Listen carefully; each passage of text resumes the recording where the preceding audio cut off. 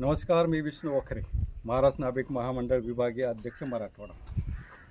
संत सेना महाराज यांचा जन्म बांधवगडला झाला असं आम्ही कथा पुराणात ऐकत होतो. पण त्याच ठिकाणी आम्हाला कळालं की पंजाबला पण संत सेना महाराजांचा जन्म झाला. त्याची पडताळणी करण्यासाठी आम्ही अभ्यास गट म्हणून या ठिकाणी आलो. त्याची पडताळणी या ठिकाणी सोहेल ठट्टीमध्ये केली असता डॉक्टर संतोष सिंह यांच्या घरीच आम्ही उतरलो आणि त्यांनी परिपूर्ण माहिती देऊन आम्हाला त्यांची गाडी देऊन त्यांनी ढपाई या ठिकाणी पाठवलं.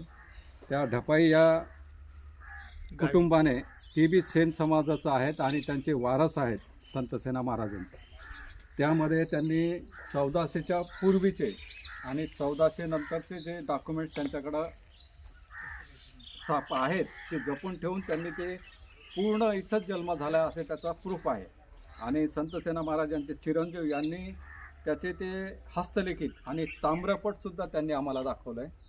आणि संत सेना महाराजांचं लग्न लाहोर या ठिकाणी झालं. त्यावेळेस पाकिस्तान नव्हतं, कारण तो अखंड भारतामध्ये असताना त्या ठिकाणी ते अखंड भारत हे भ्रमण करत असताना बांधवगडला पण गेले असतील. पण अशी धारणा केली आहे लोकांनी की बांधवगडच जन्मस्थळ आहे.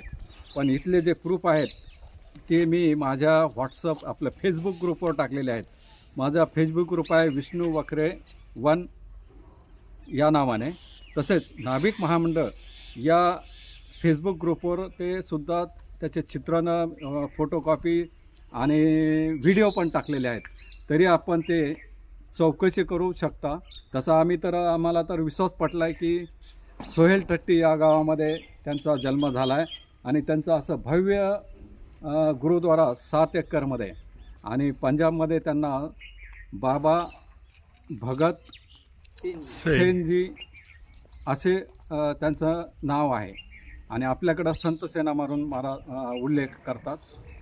एवढी माहिती पुरी आहे. जर कुणाला पटत नसेल तर माझा फेसबुक तुम्ही चेक करा, त्याच्यावर पूर्ण माहिती टाकलेली आहे. जय हिंद, जय महाराष्ट्र.